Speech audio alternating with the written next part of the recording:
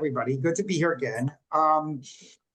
Last week we talked about, we looked closely at a tshuva from the Mases Binyamin about giving an aliyah to a blind man, where what, I hope you all saw was the powerful and passionate way that he frames what felt exclusion could be, what it means to feel a sense of exclusion and how that could push a person away from Jewish community and from Torah and mitzvot.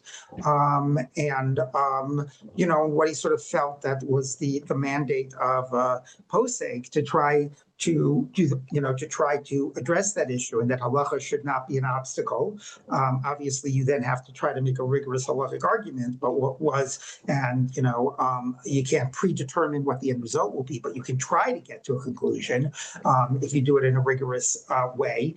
But again, what was really powerful was that sense of putting out there what it meant to feel excluded, and in a way in which he was really writing that tshuva after he himself was growing blind, and sometimes the challenge, of being able to have that empathy, and feel that sense of mandate and obligation, when it's not affecting you personally. So building on that, what I'd like to look at now is, a shir that I often give on this topic, which is, where does that sense of obligation come from,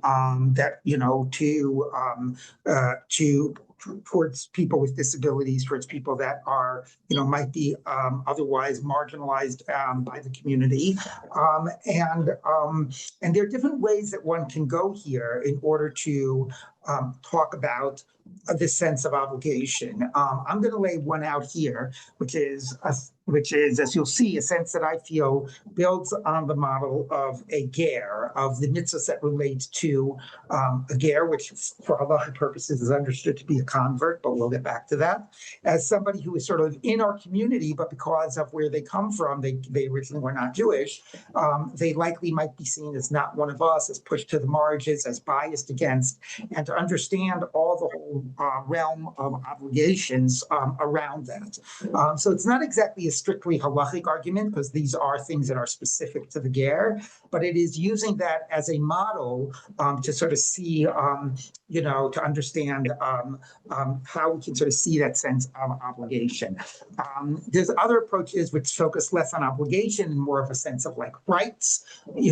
Everybody has a right to an education, everybody has a right to a community, everybody has, sort of coming from that perspective. But this, we will start for today. We're going to look at this, which sort of speaks more in terms of obligation. So I'm going to open up my my sheet here, do a sharing. Okay.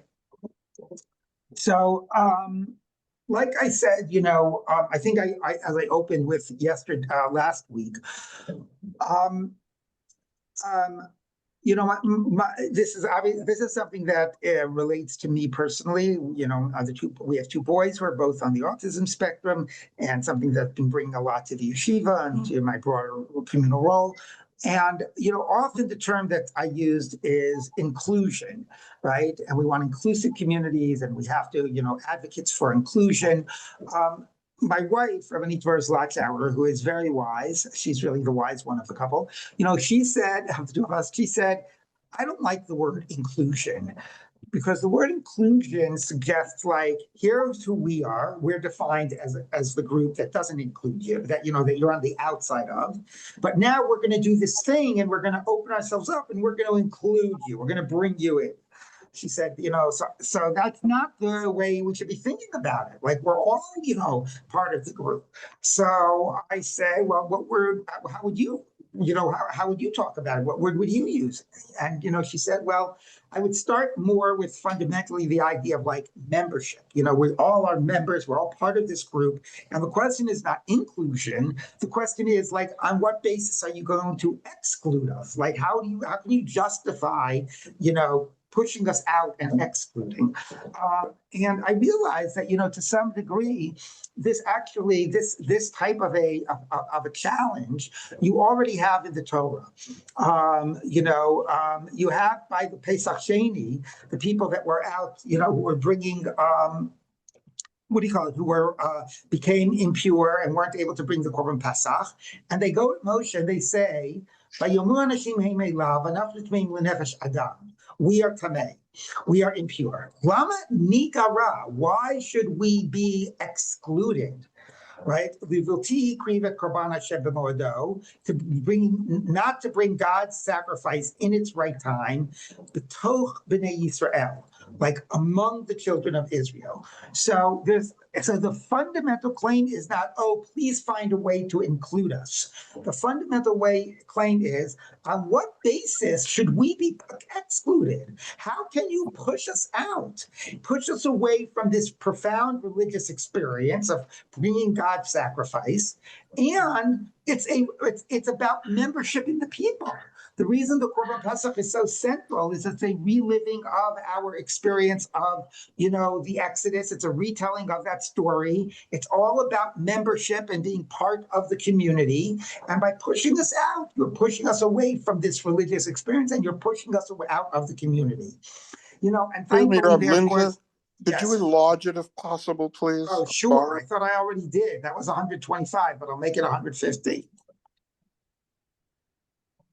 Okay, better? Yes. Okay. Could be better up more. Okay, thank you. Sorry. Even more? All right, even more. Good?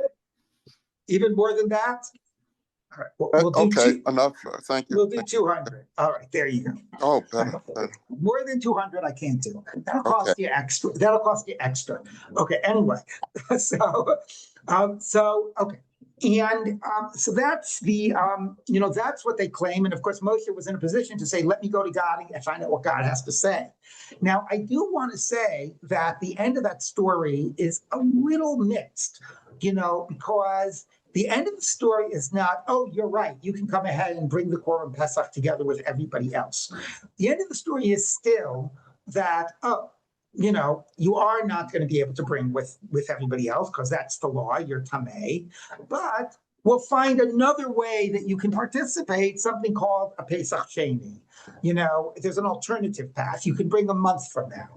Now, that speaks about a reality that, is often experienced by, people with disabilities, which is, first it's like, we're not going to, include you at all. And then it's like, okay, fine, we'll include you, but like, it'll be not integrated with everybody else. Now sometimes, again, like I sent my kids to a separate special needs school. Sometimes, you might. Was it on? Sometimes you might. And separate contexts, but sometimes somebody's back. Can somebody put themselves on mute, because I'm hearing background noise. Sometimes you might need that. Okay, hello. If people are not speaking, put yourselves on mute. Okay. Anyway, sometimes you might need that, but sometimes it's really unfortunate, and it's not the same finding, well, we'll do it, but we'll do something separate, but we'll still make it available. Like, no, how are you going to do it b'toch b'nei Yisrael? That's the real claim, and that's really what we often are striving for. Yes, Layla, you have a question. Yes, thank you.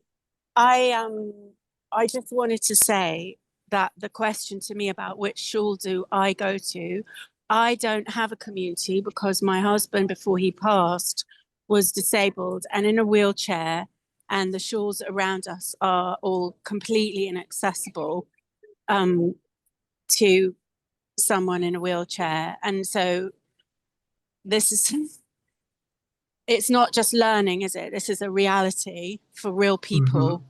So I wanted to sort of put this into the space.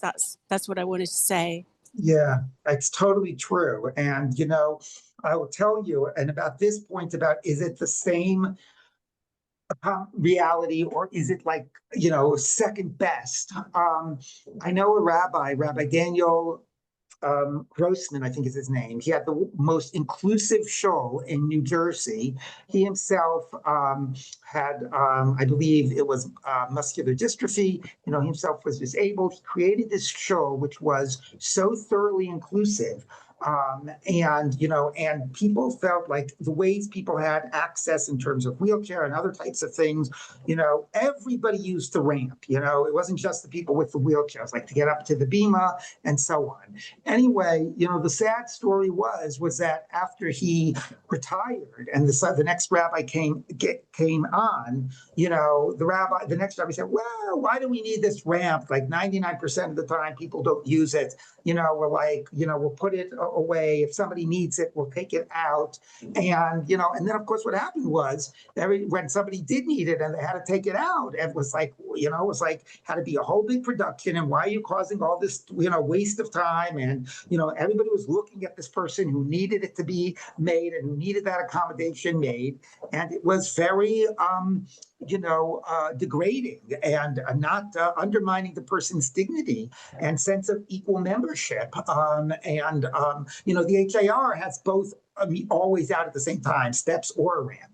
But the point being that, it's not enough to include. The question is, how do you really create full membership where everybody is really equal? I'll show you a famous cartoon about that.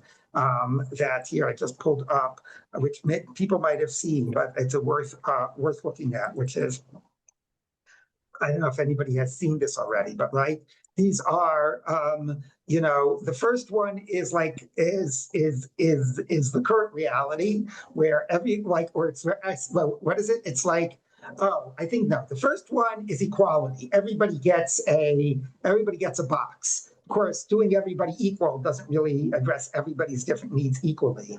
So the second one is not equality, but equity, which is the outcome is actually fair for everyone, even though it requires, different types of accommodations for different people. And the third one is where it's actually not just an accommodation, but it's like systemic, deep systemic, that there aren't those barriers to begin with, as opposed to there being those barriers and that they have to be overcome. So that's, I think, like a powerful cartoon there. Of course, I don't know why people are allowed to watch a baseball game without paying to get in, but that's a different question. Okay, but anyway, so that's in terms of really understanding the point, how should you exclude us? And that sometimes finding a way to include doesn't always fully solve that there are degrees of which you really make somebody an equal member or not. Tova, yes, you have a question. You got to unmute, Tova. Yeah, I use this. I teach a leadership course at a university, and I use that. There's different versions of that, Right. And it's related to health equity. That equality is not the same as health equity, and why our healthcare system is not working and not addressing everybody is because we think equality is equal to equity. It's not so. So Exactly. Okay, so let's take a look now at what I said is the model that I think is a powerful one, which is the model of the ger. Now, what's important to know, there's so many mitzvos in the Torah which are about loving the ger, not oppressing the ger, and so on. I can't just jump into that discussion by saying the ger is the convert, because that's how the rabbis interpreted it, but it's worth sort of acknowledging that the ger of the Torah is the person living in the land of Israel who lives among us, but is not one of us. But because they live among us, we have responsibility to them and we have to treat them equally and so on. Now, so that's like it's like the sojourner, but it's like the person, not the foreigner who's just passing through. It's like the resident alien, but who is not yet a citizen. Nevertheless, by the time of Chazal, we did not have sovereignty over the land of Israel, and the ger did not make any sense in that context. Nobody was living among us. We were living in a foreign, nation under other rulers. And the ger was understood to be somebody who is with us, but maybe not totally, the same. Somewhat different. And that was understood to be the convert, somebody who comes from the outside. Now, now they are one of us, right? And we have all these obligations, but because they started off as a not Jew and not as part of the Jewish people, right?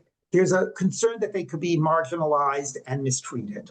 All right. So, it's interesting to see how various poskim articulate how to understand these mitzvot related to the ger. So let's take a look. So it starts. First, what's worth mentioning here is one of the contexts in which it appears. It appears in so many different contexts in the Torah, but one of them is here in Devarim Parak Yud. I think this is coming up in this week's parsha. But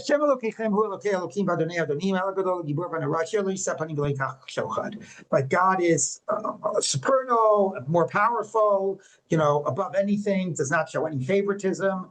Does the justice for the orphan and the widow, those who don't have anyone to protect them in a patriarchal society. They don't have a father, don't have a husband. They will be vulnerable and unprotected. And loves the ger, the stranger, the convert, whatever, the stranger, to give him bread and clothing. All right. So protecting, it's interesting that it goes one step further. The Yatom and Almanah are protecting from being taken advantage of and from being abused. And the ger is actually even loving the ger. And then V'ahavtem at the ger, you should love the ger. You know what that experience was. You were gerim, you were strangers in the land of Egypt. Now, I want to say two things about this. One is, it's a very fascinating opening verse. God is so powerful and supreme, and what's particularly fascinating is its juxtaposition to how this all-powerful supreme God, the way that God expresses God's power is by the focus on those that are the most likely to be, taken advantage of, the people that are often seen as at the bottom rung of society. That is to be God, to act as God means not to focus on the powerful, but to focus on specifically the non-powerful.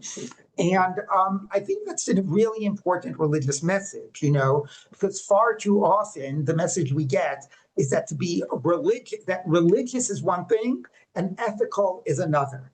And if somebody is, and being more religious focuses on all these ways of difference, right? Ritual, like Shabbos and kosher and all these things that set us apart and different, right? And ethical is, usually gets not the same, sadly, usually gets not the same weight, but it's more common. Everybody, it's not seen as like godlike and as religious. But here the pasuk is telling us that specifically being like God is not about being different, but being like God is about how we treat our fellow human being. So I think that's just important by itself. But to get to this idea of you shall love the ger because you were gerim in the land of Egypt, okay? And what does that mean? That making us think about our own experience. So, what I feel is that the way that is that what the pasuk is trying to tell us is, like, you understand why it is important.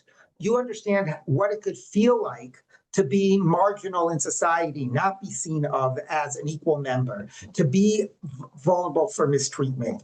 The fact that you are able to remember your own experiences of when you experienced that should help you understand how this ger must feel or could feel, and why you have to do everything in your power to rectify that, to prevent that.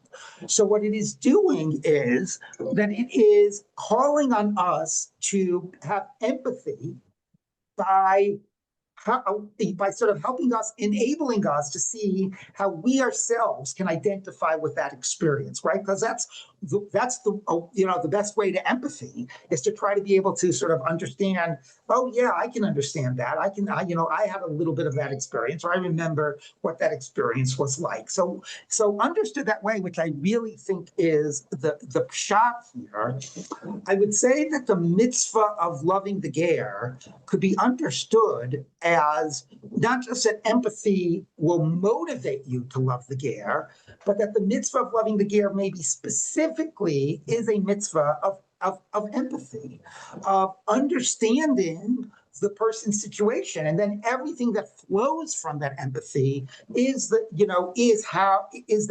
mitzvah. But it starts with draw on your experience, like we saw last week. Sometimes you really have to have personal experience in order that you can understand their experience. So the key role of empathy, which is sometimes I think so important in terms of motivating people to care and to act. I will tell you that in the yeshiva, when we talk about disabilities, we had somebody there, Shelley Cohen, whose son Ruvain, died in his mid-20s of Duchenne's muscular dystrophy, and she spoke at a number, at a whole range of our early trainings around this, and she once said, or she said often, I should say, that the world, and maybe this wasn't hers originally, maybe this is like a thing that's said in the world of disabilities, but the world is not divided between those who have disabilities and those who don't have disabilities. The world is divided between those who have disabilities and those who don't yet have disabilities. Because, God willing, if we live a long life, things will start, our body will start, going through some changes, and we won't see as well. And for so many people, we'll have mobility issues. And once you start realizing that, that you yourself will be in this situation, My problem is getting to shul on Shabbos, because it's too far for me to walk. Say again? My problem is getting to shul on Shabbos. Right. Because of the walk, right? Right. Exactly. So, so if we recognize that, hopefully that will make us have more empathy when we recognize this, even for those that now can get, places without challenges, but I'm not always going to be like this, and that is actually, so the same way the mitzvah of loving the ger is about drawing on a past, which we have, a shared past, in order to give us that empathy. You could understand in the case applying this to disabilities that it is actually trying to draw on a shared future. Can I ask a question, Rabbi?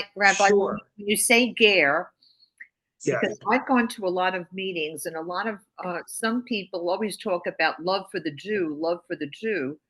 But Right. when we're talking, I've heard a lot of sessions, and then people would ask, "Does this apply to Christians too, or to non-Jews?" And and a lot of times it's not so clear. So Right. You understand what I'm saying? Yeah, so that's a whole separate conversation, which I have a whole separate lecture on, which is our responsibility, to those that are not Jewish. But I'm going to have to bracket that for now because that's off topic, but that's very important. This is about somebody that is Jewish, but could be seen by others as being marginal in the society and the specific obligations to that person.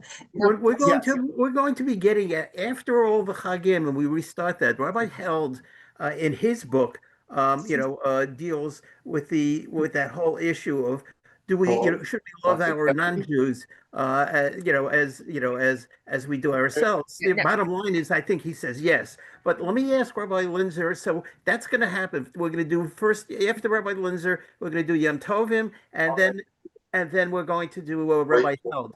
But no, I understand, Rabbi Linzer, that ger, what we're talking about. But in the Torah, when it says ger, does it mean non-Jew? So the Torah ger means the stranger, and that's what I was saying before, which is not exactly the same as everybody who's not Jewish.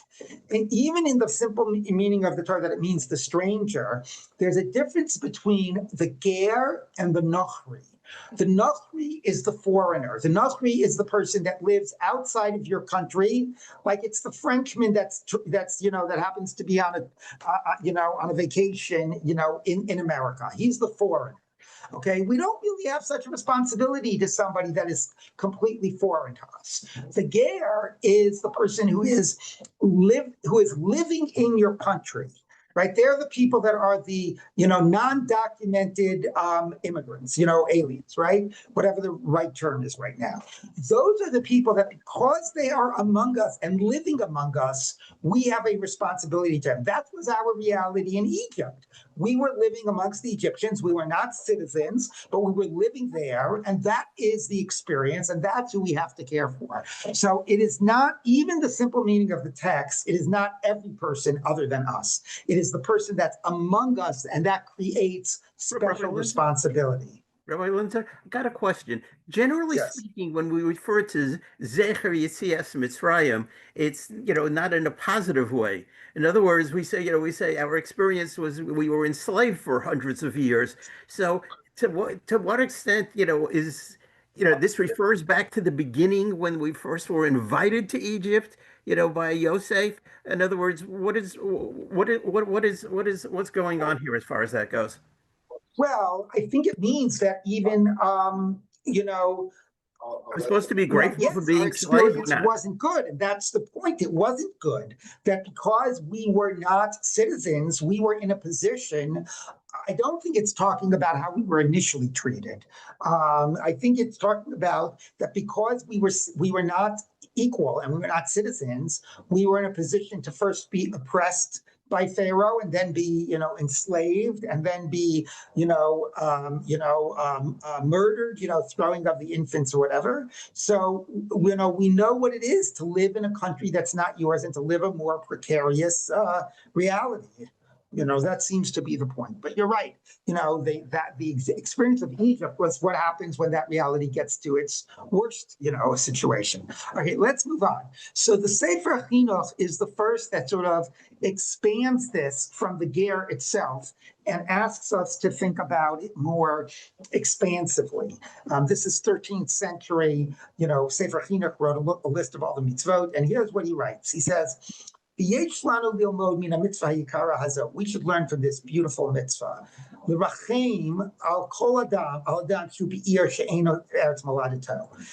the word rachem means to have compassion on. I was stressing empathy because I don't like compassion as much.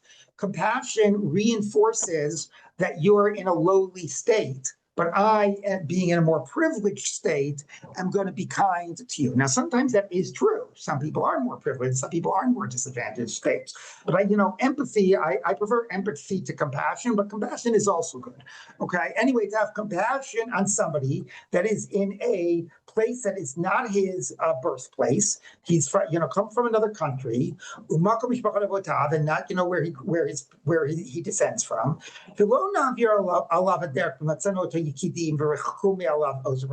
And we should not just pass by him. Here's the guy. He doesn't have any friends. He doesn't have any social connections. Nobody is around there to help him.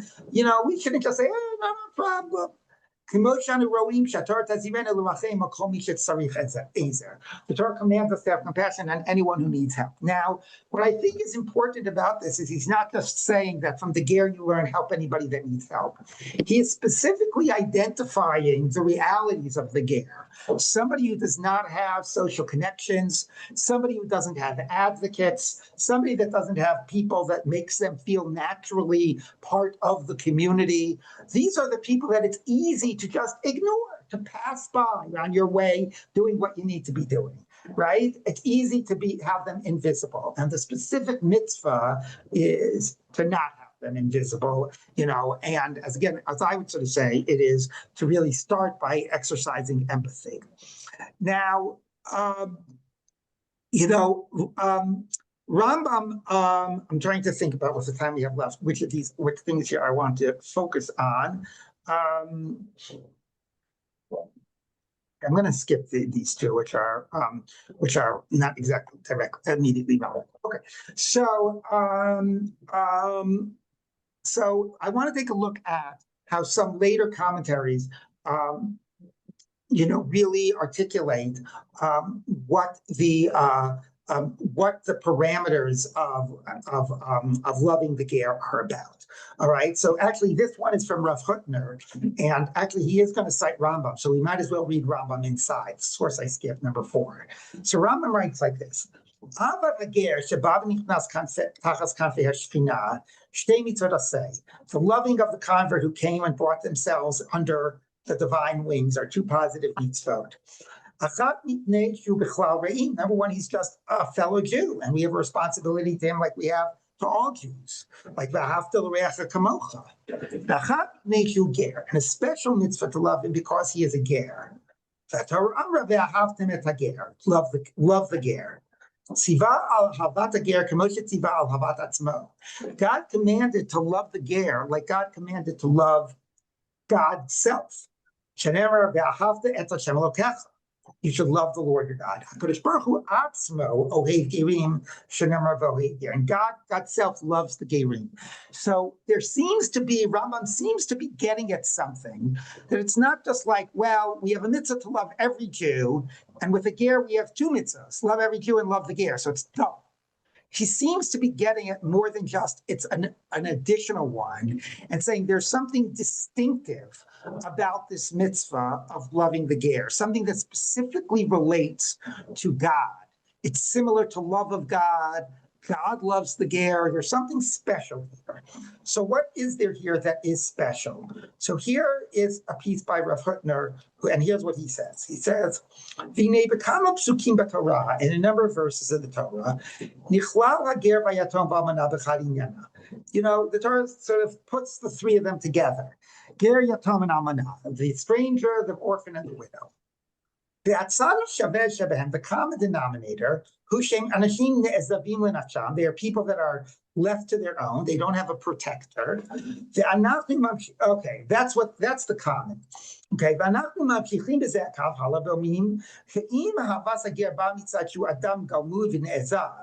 if the loving of the ger only comes from the perspective that they're like the yatom and almanah, they're like the person that is, vulnerable and easily marginalized. That would not be the true mitzvah of loving the ger. If you just saw it through the lens of, here's somebody that's a bit of a nebuch, here's somebody that is vulnerable, they're like the orphan and the widow, and we have to have compassion on them. He says that's not the full mitzvah of loving the ger. Okay. He says, I'm just going to skip a letter. He says, but no, loving the ger, right? There's not a mitzvah to love the orphan and the widow. There's a specific mitzvah to love the ger. Why is that? Because he actually has a very high level. We have to be in awe of the ger. This is somebody who is making a choice. They could have chosen not to be a Jew, and they were choosing to be a Jew. Not just because there's nobody to redeem. Okay? So then it says like this. Then now we understand what Rambam writes.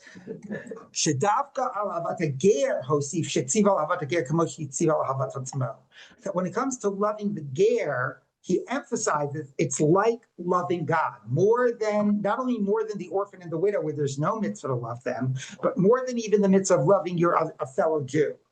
Kilomar, Shavas Hashem, when we love God, it's because of something that is great in God, not because we feel compassion, which wouldn't make any sense. Okay, and therefore loving the ger has to be because of loving what is great about the ger, being, feeling, oh my God, here's a person that abandoned their whole, family and life, and they came to be part of us. Okay, and in that way, it is very different from loving the orphan and the widow. So why do I think this is relevant? Obviously, I hope you understood why I felt the other points were relevant. Somebody that can be marginalized, somebody who it's easy to ignore, somebody that we have to try to have empathy for, try to put ourselves in their place.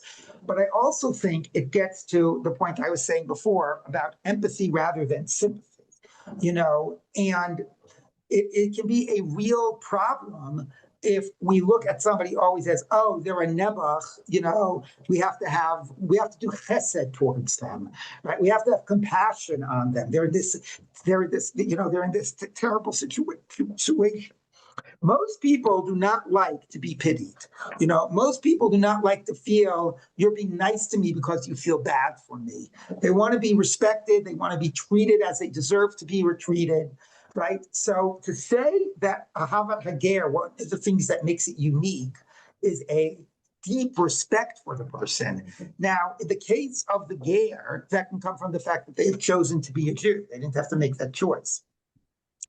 From the case of somebody with disabilities, I would say that there are so many things that make it that can make somebody with disabilities feel unwanted in the Jewish community.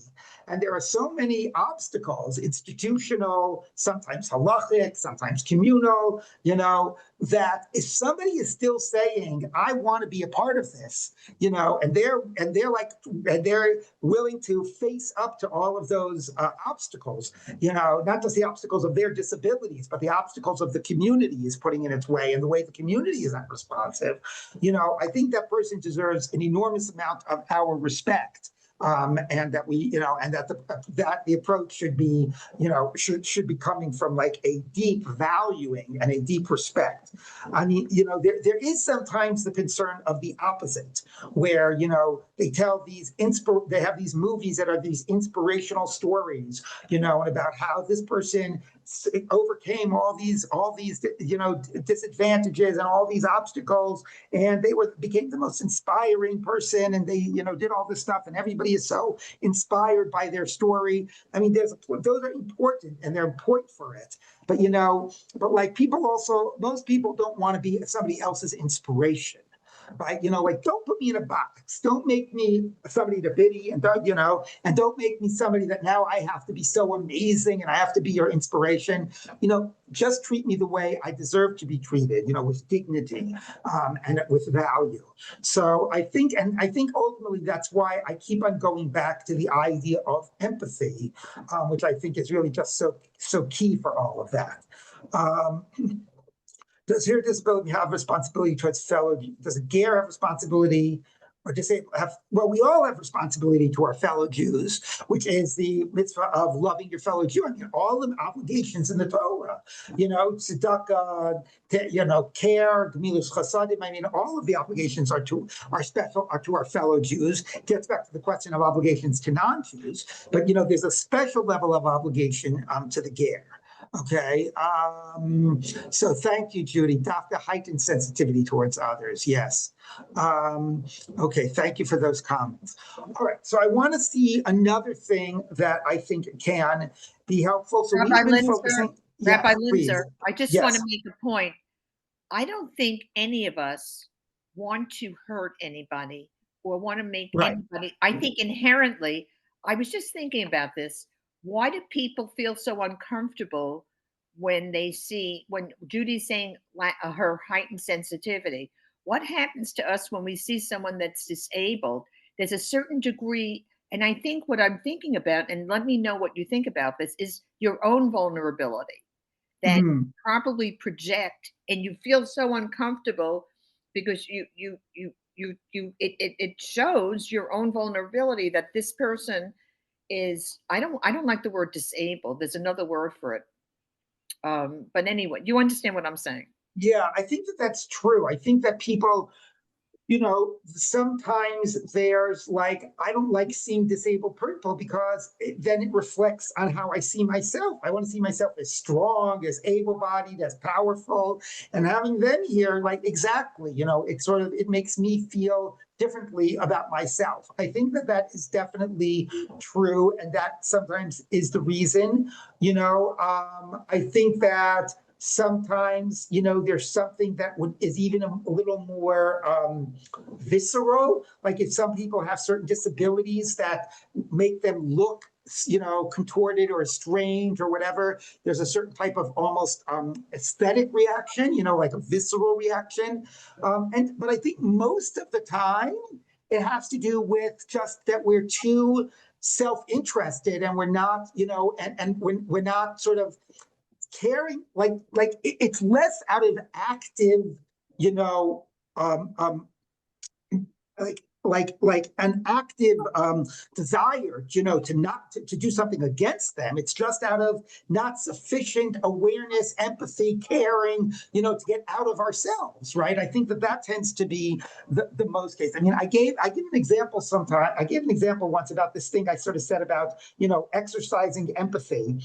Like I was standing in line once, I'm always like in a rush, right? And so I was once like standing in line at a supermarket, and there was this old woman in front of me, and I'm in a rush. I feel like I get to wherever I'm going next, and like she's there, like counting slowly out her bills, then slowly opening her purse and counting her coins, and I'm like, oh my God, and I'm clearly like generating this energy of impatience, right?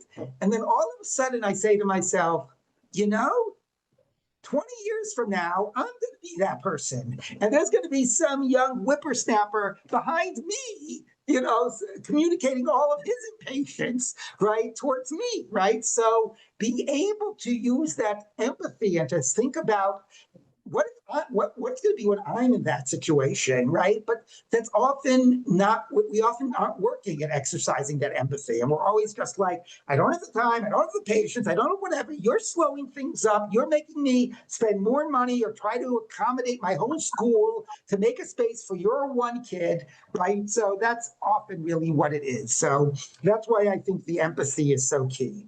All right, I want to take a look at another area about the ger, and that is the prohibition against afflicting the ger.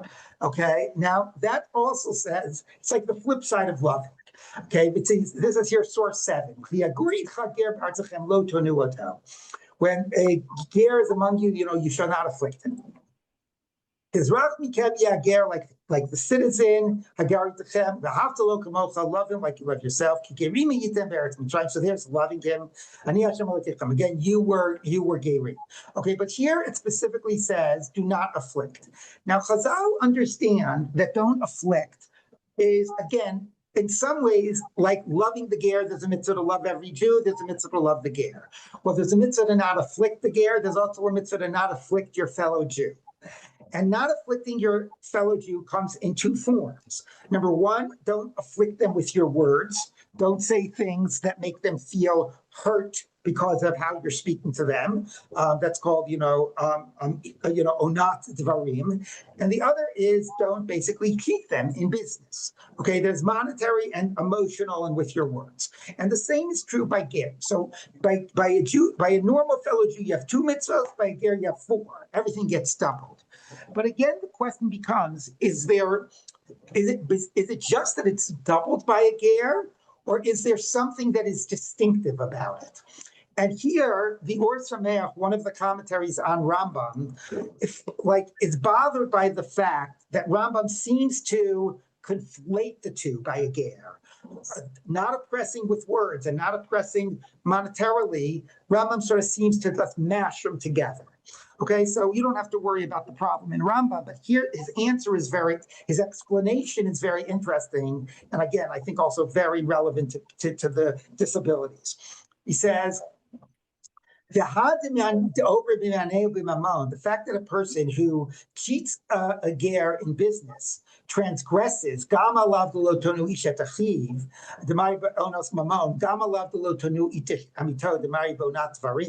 transgresses both prohibitions if you cheat him in business, both that you cheated him in business and that you afflicted him with your words. Why is that? You just cheated him. The ger, because when it comes to a ger,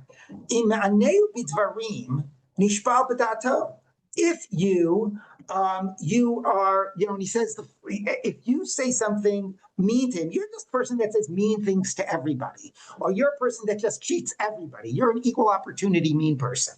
But when the ger experiences your meanness, that really impacts him. It makes him feel very despondent. Okay, and the mamono mutar. Okay, the ain't if you are just being mean to everybody, but when it's being received by the ger, they're particularly sensitive and particularly vulnerable. And they feel you're treating them this way because they're an outsider. And that makes them feel, and that's going to lead to them being more detached from society, less willing to engage in the larger society, maybe feeling that they can't, engage people in business in the same way. And that will have monetary implications. Okay? They're going to feel like everybody else is going to look down at me as well. I'm an outsider. So you just called him a name because you're a mean person. But he feels in his mind, he translated as that, oh, you think that like I'm worthless because I'm an outsider. And that's going to create a reality that they're going to feel themselves as an outsider and lead to much bigger implications. Okay, and then he says the reverse is also true. Let's say you cheated him in business. You overcharged him. So you're a person that overcharges everybody. Okay, you cheat everybody. But if you cheat somebody who sees themselves as your equal, they're going to be like offended. They're going to say, how dare you? They're going to be angry at you. But when you cheat the ger, he assumes, oh, you're cheating me because you think I'm a ger, and therefore you feel that it's free that you can just treat me however you want. And that there's nothing deeper than making somebody feel hurt. It has the same effect as not only cheating them in business, but it'll have the same effect as oppressing them with your words. Because the message that they receive, even though it wasn't the message you were thinking you were sending, the message they receive is, you don't want me, you don't see me as part of you, you feel you can mistreat me, you feel you can ignore me, and then that just pushes them out further. So I think, again, this is this psychological awareness by the ger. It's true, by anybody that can feel marginalized, and certainly true by people with disabilities. I mean, we do plenty, like you said, we were saying before, it might be that we don't actively do proactive mean things, but even passively not accommodating, not having a place. At the end of the day, it doesn't matter if it's active or passive. There's not a place for me in the show. There's not a place for me in the school. It means you don't care about me. It means you don't see me as part of your community. It means you don't want me, and I'm out of here. Okay, and what you do to, really push people even further to the margins. So those are some key ways I see that the model of the ger, of sensitivity towards what that means about being being aware about the people that are likely to be marginalized and not treated equally. The idea that it starts with empathy, that could be the mitzvah of loving the ger, that it is not just about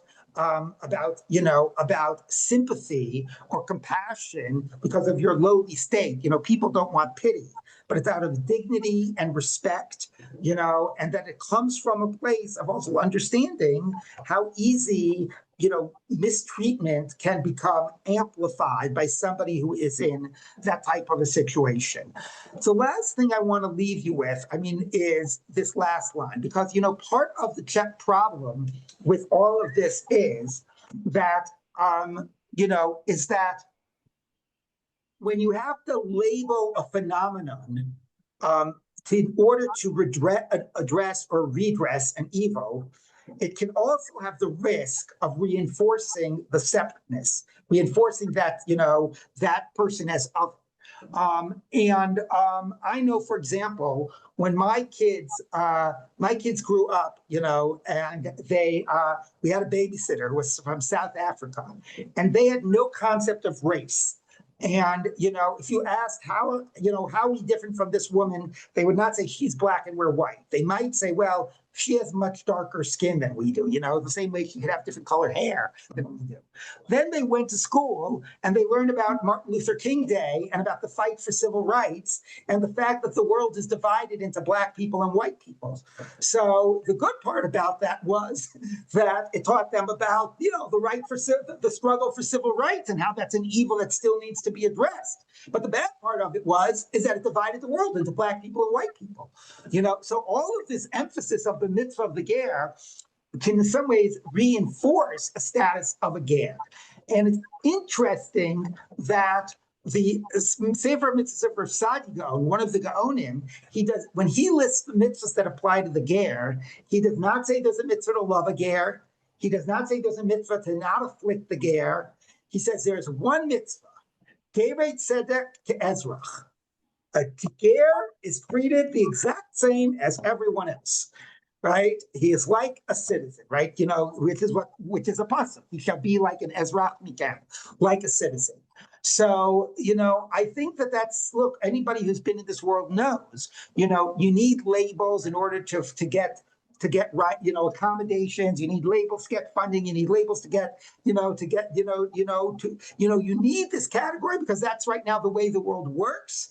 But at some level, right, there's also this desire of getting rid of all of this and just everybody should be given the accommodations that they need. And we should not have to be identifying people, with these identity labels. It's a real tension about those two. And I think it's interesting to see that it plays out here as well.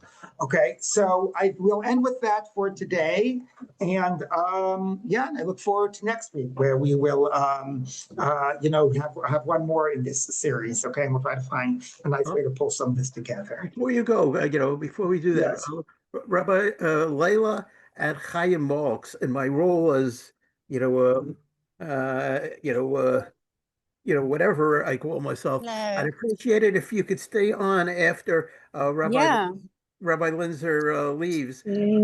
I'd like to get some contact information from you. Thank Okay. you, Rabbi Linzer. Okay. It was amazing. Thank you you. so All right. much. Okay. Sure. Take So care, everybody. you can sign off, but Okay, don't. wait, Bert, if you got to reclaim host. If you Okay, want me hold on 1 second, please. So let me get hold on a second, please.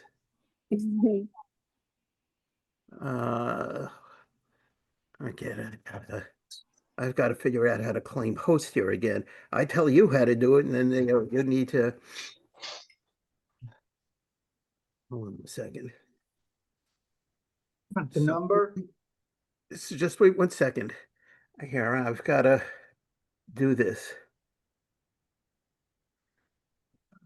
Okay. Do I do participants? Bert.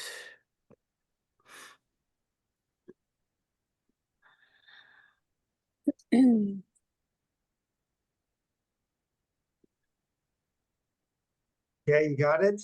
No, I'm afraid I don't. Merge to meeting window, invite. Open up the participants window, Yes. and at the bottom it says claim host. There should be a button that says claim host. Yeah, I know. That's what I'm looking at. Merge to invite, mute. Just Wait, quickly. maybe I can make you the host. I can just make you the host. Hold on. Okay, fine. Why don't you do that, please? Okay, Okay, you're now the host, and I'm leaving. Bye. Okay, outstanding. Thank you very much. I appreciate the help. Okay, so can you give me your phone number and your email address, please? Me? Are you talking to me? Layla? And Layla as well. Yeah. So sure. Chaim, why don't you do it first? Okay, all right, my number is 845 845 661 661 9127. 9127.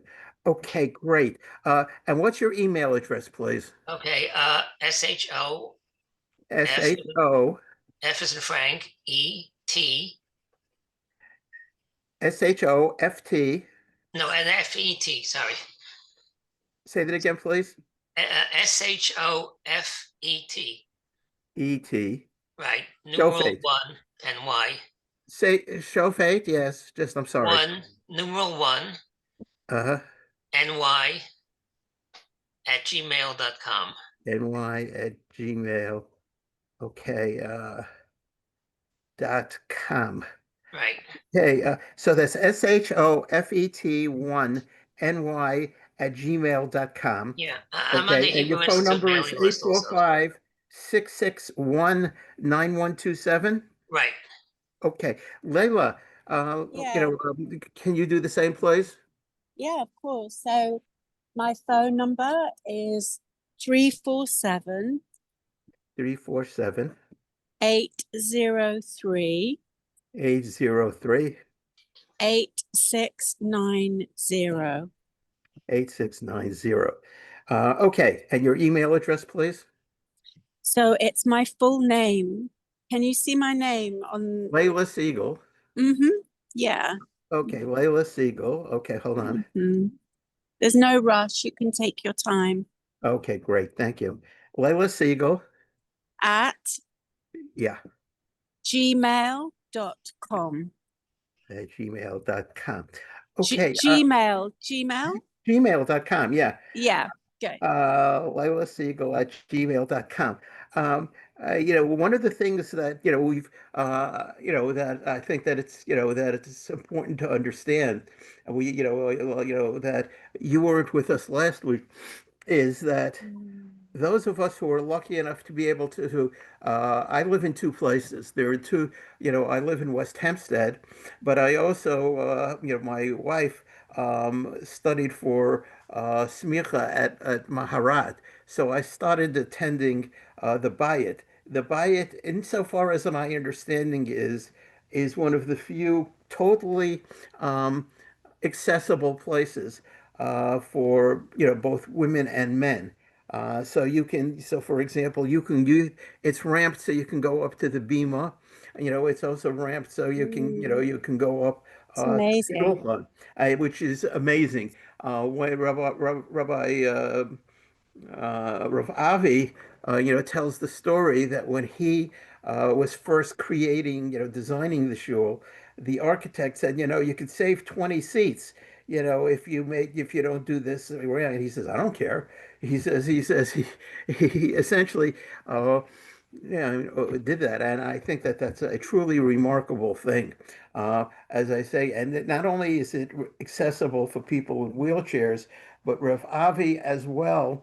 Uh, we provide the buyer provides um, stuff. So, for example, you can have big print Sidurim, for people that need it. I told this story to the group, many years ago. I worked as chief of staff to a state assemblyman. First to Jerry Nadler when he was a state assemblyman, and I also worked, later on, as chief of staff for a guy named Steve Sanders.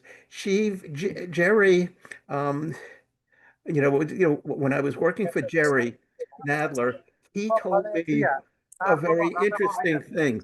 Not told me. I met a very interesting woman. This is something, this woman was both hearing, visually, troubled, and had trouble uh, with um, with mobility, which I have trouble with, somewhat.